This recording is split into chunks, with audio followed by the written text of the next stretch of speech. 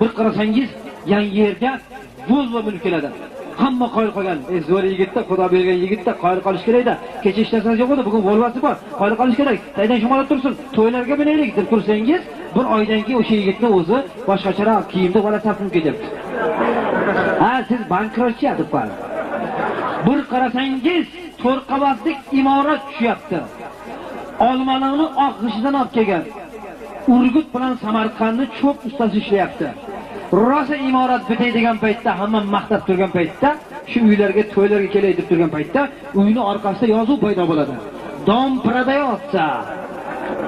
Uy sotiladi. In xonaya mefrushem.